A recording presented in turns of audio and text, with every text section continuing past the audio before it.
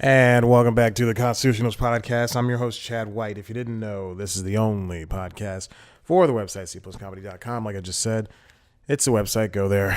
We are back. I got to hurry up and do this. There's some type of more construction outside, okay? And it is the loudest machine that I've ever heard in my life. That's right by my window. It's not a lifter. It's not a dropper. It's not a digger. It's something that sounds like... if you have a PlayStation 4, just leave it running for more than an hour, and it sounds like a jet engine. It's like, and it's monotonous, and it keeps going on like that for a minimum of 5 to 10 minutes. It did it early this morning when I was watching Teenage Mutant Ninja Turtles, and it did it for about 5 to 6 minutes while I have been here setting up this recording. So we're going to go ahead. We're going to do this. If you didn't know, this is... what is the show called? The Constitutionals. It's a podcast where I sit down by myself in front of 2 cameras and a microphone. And I chat. I got an audition up recording. Just describing. Oh no. Here it comes. It's doing it again. This is insane. I don't know what to do. I'm already in the middle of recording. You can definitely hear it. That's annoying. And that is embarrassing. Maybe I can fix this myself. Maybe I can just throw a pillow up against the window. I don't think that'll help. I don't have any... This is so stupid. I'm going to keep going, though. We'll keep going with everything that's going on outside. And maybe it won't be as bad. Maybe I can do this. Maybe I can turn this down. Nope. This isn't helping. Nothing I do is helping. This is so embarrassing.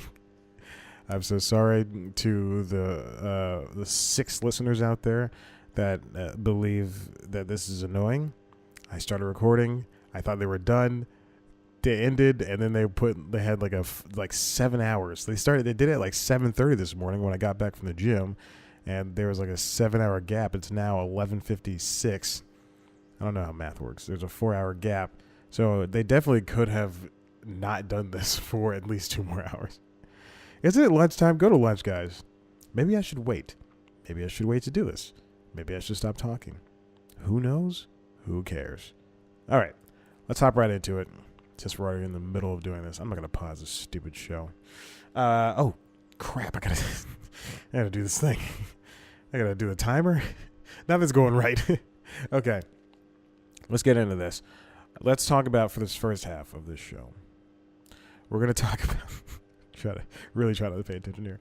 We're going to talk about Spotify and Hulu and how many subs both of them have. One's a leader in the music streaming business, and one is third place when it comes to video streaming. I'm sorry. Yeah, video streaming. Is that it? Yeah, to video streaming. So let's dig into it. You know, and it's even on cardioid too. So hopefully the microphone, hopefully it's not picking anything up. 41 seconds into this show, this is what the camera says, what the whatchamacallit says. Okay. So Spotify is the first to 100 million paid subscribers. And now by first, I mean that this is the first music streaming service that is to 100 million paid subscribers. This is from The Verge, written by John Porter. The sublead is compared to 50 million for Apple Music. More than 100 million users worldwide now pay for Spotify Premium, the company announced. Spotify reached the milestone by growing paid subscribers by 32% year on year. Including free subs, Spotify now has a total of 217 million monthly active users worldwide. Now, that's very important, million monthly active people. There are people like me who probably have an account with Spotify, but use another service. Like somebody could use Apple Music or Google Play Music, which is what I use, and they could have an account and definitely not, open the app or use it on their computer at any point within a month time frame. So then there's definitely more people like that. But these are millions of 217 million monthly active users. That's a lot of people for one service. I don't know how many Netflix has, but they don't have a free service. So there you go. Globally, the numbers put Spotify well ahead of Apple Music, its closest competitor, who reportedly had 50 million paid users worldwide. It's dying down. It only took like 3 minutes. at the beginning of April. However, in the U.S., Apple's music streaming service is winning, according to the Wall Street Journal, with 28 million subscribers compared to Spotify's 26. Now, I wonder how many of those people are Android users, and I also wonder how many of those people are just using it on their computer. Because Spotify for Apple, they already have the built-in user base with their phones. This is not an iPhone. This is a Pixel, but they do have this built-in this universe with their phones, and people can just open up the music icon and then boom, everything's right there. Whereas for Spotify, you have to go seek it out. You have to know it exists, go seek it out, and then download this app and set up an account and everything. The same thing for Google Play Music. If it's already on the phone, then people are going to use it. Although not a lot of people use it. I use it for the YouTube, because I watch a lot of YouTube videos. Just a lot of tech stuff. Just a lot of tech reviews. That's pretty much it. Some dude perfect, all that stuff. Gus Johnson. Any Hoosers. Spotify's latest earnings also further eliminates the company's podcasting ambitions. The company says it intends to develop a better advertising model for podcasts, which will include better, here it comes, it's starting back up, quote, targeting, measurement, and reporting capabilities. I wonder, this suggests that, all right, here, they might answer the question this next sentence, so I should keep reading. This suggests the company plans to develop ways of letting podcast producers place different ads in a podcast depending on the user being targeted, similar to ads being targeted during ad-supported music listening. So basically, targeted ads. This is the thing that people don't want. But if you use a free service, I mean, you should expect ads. If you're using the lesser paid service, you expect ads, all this stuff. Targeted ads aren't, bad. Obviously, if it's going to be connected to the internet, you're going to get some type of adular comeuppance from that side. If you listen to podcasts using Spotify, which I understand, it makes sense. It's a built-in player. It's right there. It's got everything you need right there. You don't have to download a whole other thing. Then you really this is a boon for them. And I guess it works for you too. If I pull up Spotify right now on my laptop or my phone, I do get ads that don't pertain to me, but then I also get ads that it's dying down again. But I also get ads that are something that's, I wouldn't say based on my search history or whatever, but because again, I'm not searching for much. I'm just searching. I know what websites I'm going to. I have the bookmarks. What's the last thing I searched for? Let's see. Google I/O 2019. Yeah, I searched for that about 2 minutes ago. TSA PreCheck. Yu-Gi-Oh! The Dark Side of Dimensions. It's a movie. I saw it on Hulu. I was like, all right, let's watch the trailer. And then Pokemon Black White movie differences, because I watched the Pokemon Black movie. I am a child. That was all within the span of the last few hours. So you can get a sense of the ads I should have. Some type of anime-inspired ads or Pokemon ads. I also started watching One Punch Man. I watched the first episode, dubbed, of course, because I don't like to read when I'm watching TV. And it's a fun show. I enjoyed it a lot. It's a very quirky show. Spotify recently acquired the podcasting companies Gimlet Media, Anchor, and Parcast, and currently offers 250,000 podcasting titles on the streaming platform.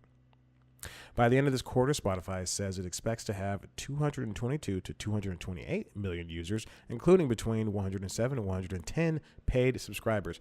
One of my favorite things about Spotify is that they're always working with other companies in order to get subscriptions to their business. They'll offer, especially like over the summer, Spotify by themselves, they'll offer $1, not over the summer and over like near Christmas, they'll do $1 for 3 months, and then you can have Spotify Premium for $1 for 3 months. They have student pricing, which is $5 or $6, and in that student pricing, you also get Hulu with ads, which is great, and then you also get Hulu with ads isn't bad. You pay $6. And you get to watch all these different shows and movies, and the shows, they have at max 3-minute ad breaks, and that's fine. Who cares? You don't make the TV shows. You're paying $6 for it. It's better than paying $300 for cable. This microphone is really high now. It's a very high microphone. Okay. Oh my gosh. See, I didn't even notice that the sound came back on. I knew it was going to come back on. I heard it ramping up. And Spotify, and one of the things that they mentioned in this article, this John Porter guy on The Verge, one of my favorite things that Spotify has done is that they would say, hey, here's you Spotify for a month, you get a family account, then we'll get you a Google Home mini speaker. And it's worked for a lot of people, and that's great. So Spotify, more power to you. I remember years ago, Google was going to option to buy Spotify, and then I think Spotify said no, or Google bowed out. I want to say Spotify said no. And now Spotify is where it is. It's profitable for music. It's the only profitable streaming company that I know of. It's got all these subscribers. It's doing gangbusters. And Google's Google Play Music is. I use this in the most loving term, knowing that I use it every single day when I go take a shower, when I work out. It's trash. It's horrible. Then now they're trying to do this to switch to YouTube Music. That was supposed to be months ago, and it's still, we have no word on it. Hopefully we'll hear about it at Google I/O 2019 next week. Maybe I will talk about that then. Anyway. Hulu, this is from CNBC, written by Megan Graham. Hulu reaches 28 million subscribers and announces new Marvel shows and ad formats. This is from the news upfronts, I believe, that happened yesterday, and they're going on to today. The upfront, or today's Wednesday. They would go on to the rest of the week, or the rest of the month. Excuse me. I'm sorry. I haven't done upfront coverage in years. So upfronts are where they happen twice a year. The beginning of the year, and in the middle of like the winter break, and then at the summer break, the start of the summer break, where TV networks get together and they're like, hey, this is what we're doing. This is what we're planning for the rest of the season. And you get to see into the new shows. You get to see into the ads. You get to see into how things work. I love upfronts. They're cool. I would love to participate in one. But this is Hulu, as Spotify has done before. Hulu's reached 28 million subscribers. It's doing really well. It's not, compared to Amazon and compared to Netflix, it's not doing the best, but it's doing great for what it is, for bringing you the broadcast TV shows that you need, that you love, the next day, for bringing you great indie films, things that Netflix hasn't done in a couple years, things that Amazon has yet to do. So that's great. All these things are hidden. These services hidden straight niches, different niches. What would it say? Key points from the article. Hulu made a slew of announcements Wednesday in a presentation to advertisers. The streaming company plans to roll out a binge advertising experience, which comes as advertisers are increasingly seeking to reach customers in a way that doesn't annoy them or disrupt their experience. Hulu said its total customer base is now made up of 26.8 million monthly paid subscribers, with 1.3 million promotional accounts, reaching a total of 28 million. Who are these promotional accounts, and why don't I have one? I have been touting Hulu for years. Oh, wow, the GoPro is dying. The streaming service also announced new original shows based on Marvel Comics characters. So I believe Ghost Rider and Hellstorm are getting their own TV shows, so there's that. But this ad thing is very interesting to me. Let's talk about it. The binge advertising experience comes as advertisers are increasingly seeking to reach customers in a way that doesn't annoy them or disrupt their experience. This new format will, quote, make it possible for marketers to target binge viewers with a creative that is situationally relevant to their viewing behavior. We don't know how it's going to work, but some think Hulu will let advertisers sponsor a limited interruption binge session of a show. I wonder if that means that if you have the ad-supported version of Hulu, maybe instead of a 3-minute break, you'll get like a 1-minute ad in between the shows that you watch. So like if you're watching, if you watch 2 episodes of Property Brothers in a row, maybe in between those episodes of Property Brothers, you'll get 1 to 3 minutes of ads. I don't know. Hulu also offers pause ads, which appear when a viewer pauses their content on Hulu, which is fine. That's another thing. Great. Stop sitting down and watching 19 episodes of the show. But if you do, you pause it, you get up and go pee, and then you'll come back and you'll see like Glade plugins, across the screen. That's fine. The company said it's expanding the availability of those pause ads beginning in August. The company is expected to provide more detail on how pause ads and binge ads will be displayed during its Newsfront presentation in New York on Wednesday. That's today, baby. Maybe I should have held off on this, but this is the only chance I would have gotten to record this show. Okay, so that's great. Yeah, Hulu's definitely doing well, especially now that the price has dropped to $6 for the ad-supported version, and Disney Plus is coming out at some point in the fall. And now Disney's going to be able to give it its full attention, especially with it being the adult version of the streaming networks that Disney has. It's gonna be great, and maybe it'll have a skinny bundle. Skinny bundles again don't do too hot. They're not going to do too well. I don't know if I mentioned on this show. Maybe it was on News Time. But skinny bundles aren't predicted to do the best in the world. But it's fine. They'll figure it out. ESPN Plus is $5. Hulu, what it used to be called Hulu Plus, then it dropped Hulu Plus, and now Apple TV Plus and Apple News Plus and Disney Plus and ESPN Plus. All these pluses exist. Hulu was the real front runner in that.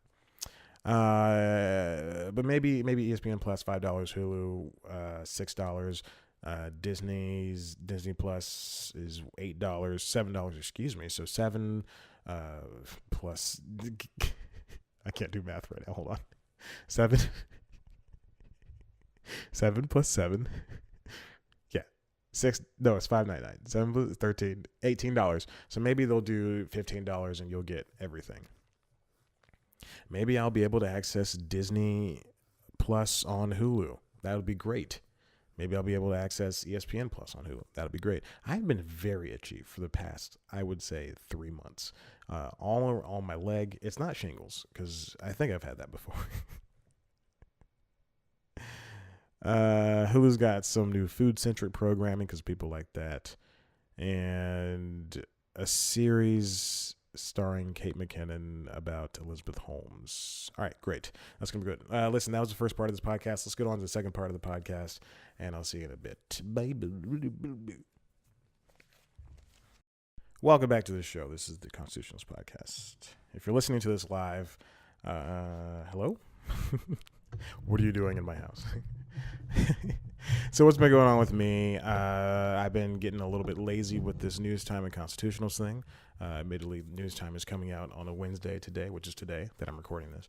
I just couldn't get it written, and I couldn't get it shot for a lot of factors, mostly because I'm insane and I don't want people to be around when I'm recording these shows.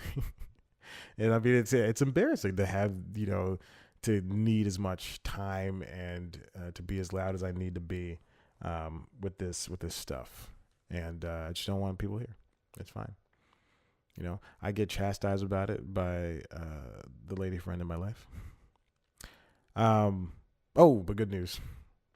I have a job. I have a real, not a part-time, not a freelance. It's a real salaried position. I'll be starting it on Monday.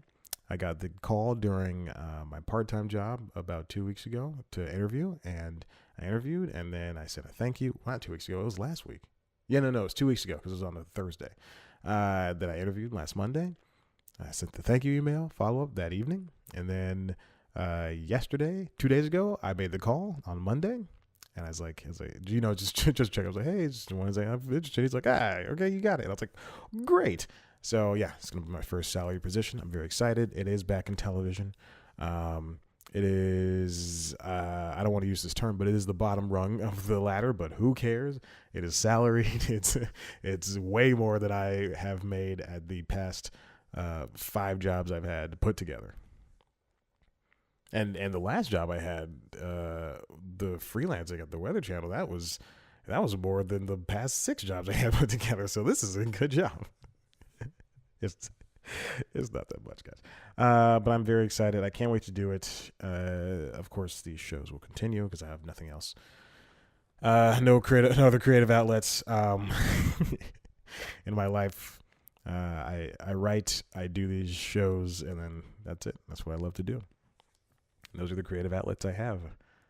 Because I don't do stand up anymore. I haven't done stand up in a minute, and also I don't want to. So let's get on with the second part. We're going to talk about Netflix and more ads. Speaking of ads, for the last one, Netflix will have no choice but to run ads, industry exec says. From Megan Graham again over at CNBC. Key points: Netflix has said it doesn't want to run ads, but industry experts say Monday that it might have to if it wants to grow. Ad executives from YouTube and JP Morgan Chase implied during a panel at IAB's Digital Content News Fronts that Netflix would have no choice but to start displaying ads, and that Netflix is recruiting people to help grow the business. Several other streaming services, such as Hulu, offer both ad-free and ad-supported versions of the services. This is what I've been saying for a very long time.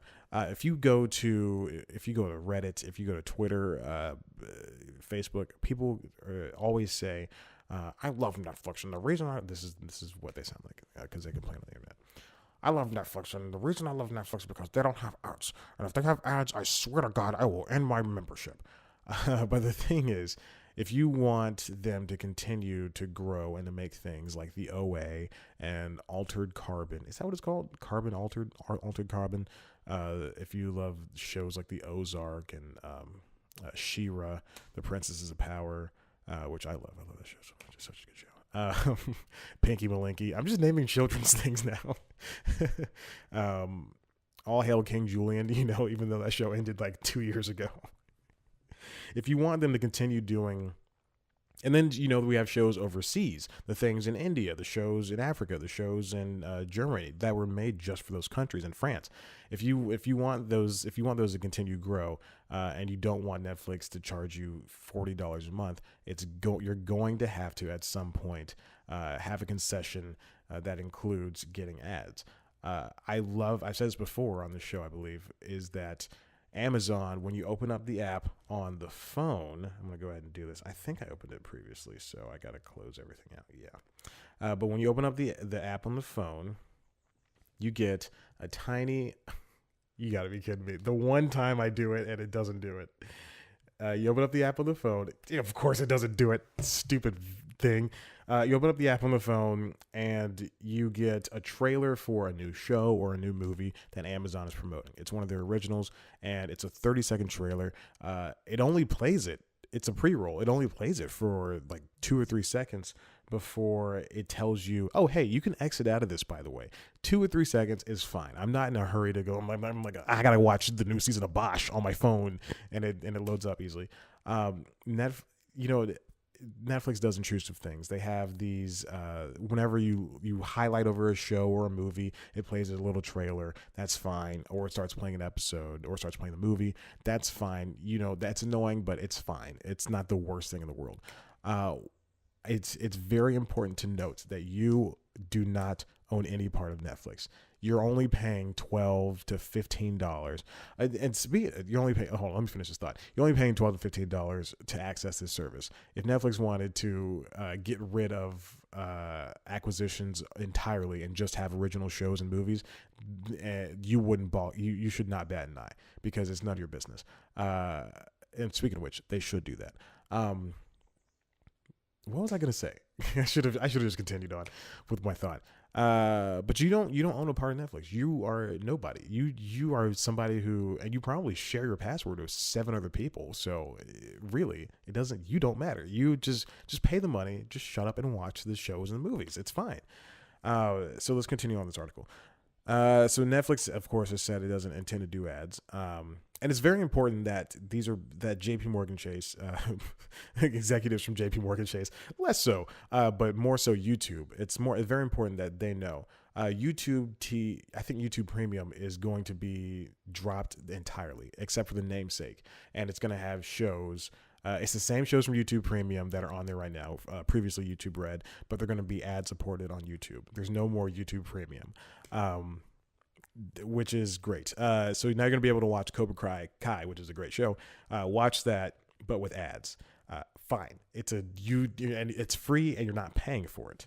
But they know this is what YouTube should have started out as. They should have just done ads with these premium crap in the first place. It's not crap. A lot of shows are good. JP Morgan Chase CMO Kristen Lemkow said consumers would be open to ad-supported options if those options are transparent and customers understand the value of exchange. Truly, like if Netflix is running at a deficit, a huge deficit, and they lose money hand over foot, but they still get all these subscribers because it's so cheap. It's still $12. When it gets to $15 and that's the base price, then there's going to be an issue. The consumer wants choice, and they want something that creates value for them. To that extent, that you've got the subscription version versus the non-subscription version, consumers will take the trade-off, Lemkow said. She spoke about the biggest thing that happened in TV last night, referring to the Game of Thrones episode. It wouldn't have worked with ads. That piece of content, that type of storytelling couldn't have happened with ads. The army of the dead are at the wall, and we're still fighting among the houses.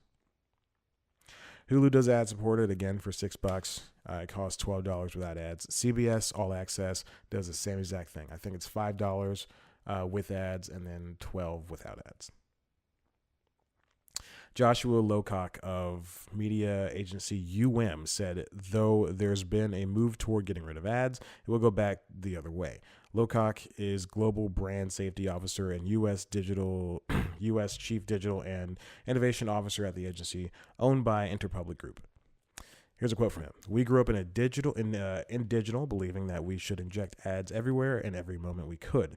And that's why you've seen ad blockers and a move to ad-free environments. I think there will become a tipping point where ads come back. Netflix is ad-free now. I can't imagine a world where Netflix will be ad-free forever. If you look at their content costs, that's where addressable advertising and new ad formats will come in. They're spending $15 billion, and I know this because I just wrote News Time. They're spending $15 billion on ads. Netflix alone, not on ads, on new shows and new movies, with 85% of that capital of that $15 billion going towards the originals, whereas Disney Plus and Apple TV Plus are only dropping $1 billion. Now, obviously, they don't have to have acquisitions. Disney's going to have a catalog of shows and movies, and Apple TV Plus is just going to be a bunch of new things that are going to be trickled out. But the important thing is they're not going to spend every dime in their bank account because they can. That's why MoviePass died. That's why Cinemia died, because they weren't able to. Well, MoviePass was smooth talking its way into capital. Mitch Lowe and his friends, but Cinemia couldn't get the capital because there's just no profit there. The entrance of new streaming players like Apple and Disney were a point of discussion in Netflix's shareholder letter recently. In it, the company claimed it didn't anticipate, quote, these new entrants will materially affect our growth because the transition from linear to on-demand entertainment is so massive and because of the differing nature of our content offerings. This is very interesting. Okay, so there we go. Netflix is going to have ads at some point, and you just can't freak out about it. It's fine. Truly, it is fine if you expect it, and Netflix does it and they're going to do it, and I expect them to do it in the same way that Amazon does it. When you open up the app, you just get a small little trailer. You can exit out at any time, or Amazon, whenever you start a show or a movie on Amazon, and it has to be original, they play like a 30, or Showtime does it, HBO does it. They play a 30-second to minute-long trailer of an original show or movie, and it's fine. You can fast forward past it. It doesn't matter, but they both do it. I think Starz does it, but I'm not entirely sure. But you can do it. It truly does not matter because you're eventually going to watch your 2-hour movie or your 1-hour show or 30-minute show, wherever you're watching. Idiots. Okay. Variety. This is from Brian Steinberg, my good friend. TV fans stream video to escape ads. Madison Avenue is racing to catch up. So it's basically the same exact article. Heineken really recently built a sponsorship around billion. I'm trying to find a thesis. I'm sorry. As the popularity of streaming video rises, however, the rules about where ads belong seem to be in flux. So this article is just basically, I found this literally 20 minutes before this. This is basically trying to realize that that where those ads that Netflix is eventually going to have, where it's going to go, and they're going to have them. It's going to happen.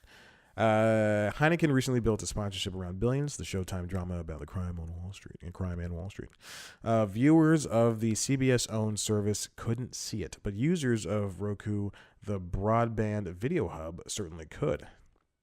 As part of a promotion around the launch of another season of Billions, a Heineken and an ad available on Roku help viewers unlock the ability to stream the previous cycle of the show, all to build appetites for the fresh episodes. I think that's a pretty smart idea.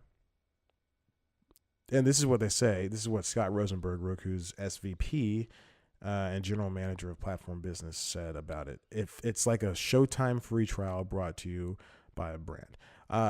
There was, what was it? The Andrew Tribeca during its first season when TBS did a 24-hour marathon. It was a live marathon, and you could hang out with Dion Cole and Andrea Vermillion and everybody else who's a part of the show. Jerry Burns. Just name all the bit players, and then don't name Rashida Jones and Steve Carell and Nancy Carell. Okay, but they had a 24-hour cycle, and if you watch the episodes, there were branded images within the show. There was a part where Giles and Angie get out of a truck, and they're driving a Ford truck, and a thing pops up, a lower third pops up, and it says "Brought to you by Ford," and that was an ad. That was technically an ad. SNL, Saturday Night Live, has to do ads within its show. I think it was like 2 seasons ago they started this, but sometimes there's branded content there for, I hate the word content, for Conan. There's sometimes they do ads that are like bits. For SNL, they would incorporate. They would do like White Castle. Here's this, or like I'm gonna eat this Subway sandwich, and that's the same thing for Conan. Who else? Who am I thinking of? But those are three really good. All you need is three. There we go. Okay, let's get back to it. TV viewers are flocking to streaming services, Netflix, Amazon, Hulu, blah, blah, blah, blah, blah, blah, blah, blah. And yet Madison Avenue is racing to keep up with them. So it's talking about Hulu's pause ads. Amazon may not run ads during movies or series on its Prime Video service, but is serving commercials on a different one, IMDb Free Dive. And it's testing ideas on Prime where an interactive ad for Avengers Endgame allow users to get information about the film sent directly to an email address. Viacom, saying the migration of viewers of all stripes to streaming, recently spent $340 million on Pluto TV, which is an ad-free streaming service where you can get basically antenna cable channels or these curated channels. It's really cool. I downloaded the app yesterday and played around with it. There's a lot of really neat channels on there, a lot of vintage TV. It's interesting, and it's like hundreds of channels, and there's a lot of stuff that you would want to watch. Again, it has ads. It's surging in a huge way, says David Lewinda, TBS's Executive VP of Digital Sales and Sales Strategy. Everyone is trying to get in this space. To get there successfully, marketers need to work harder, particularly because consumers turn to streaming in part to avoid the glut of commercials found on regular TV. People complain about all these commercials, and then I listen to a podcast or read something online, and a lot of people are just talking about, oh, did you see that commercial? You see that commercial? You see that commercial? And I'm always thinking, well, I mean, if you're watching commercials and then this other person is mad because they don't want to watch commercials and they get like 1,000 upvotes, then how are these people accessing commercials? And it is via the Spotify premiums. It's via the Hulu's, the first tier paid. It's via IMDb Free Dive and all these other apps. And Roku and the ability to, and because Roku has a free channel, they have a free channel where you can watch movies and shows good selection of both for free, and they treat it like a real TV network, and and it has ads on it. There's a whole bunch of numbers here that I just don't want to get into. A bunch of ad numbers. Check it out.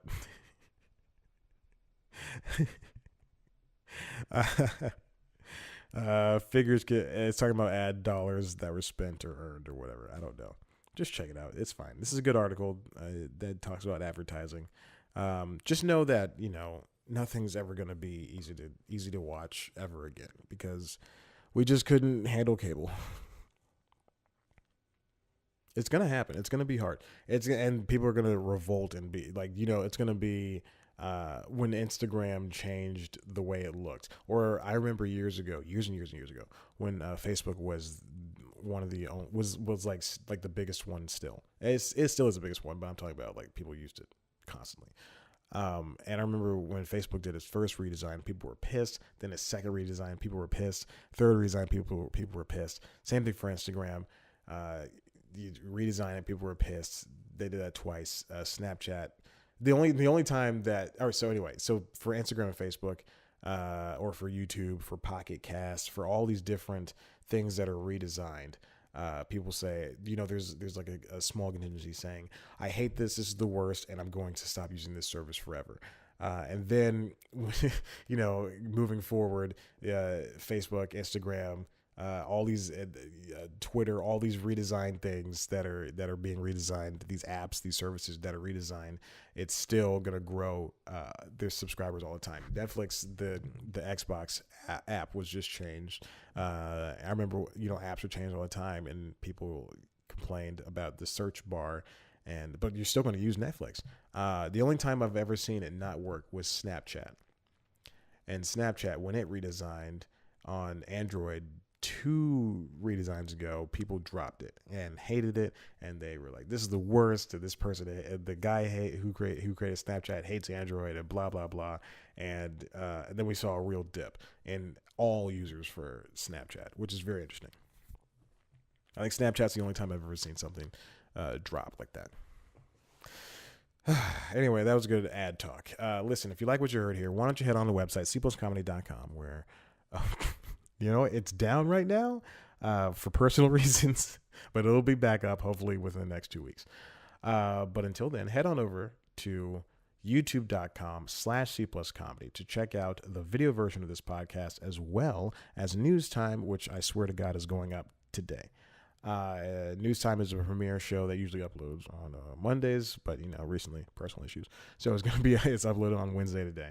It's a weekly news show, entertainment news show. It's like the Daily Show, except less funny. I take deep dives into news stories. I like it a lot. It's a good show. I love doing it. Thank you. Check it out. Follow us on Instagram at @CPlusComedy, Twitter at @CPlusComedy, and me on Instagram and Twitter at @ChadBlackWhite. Like us on Facebook.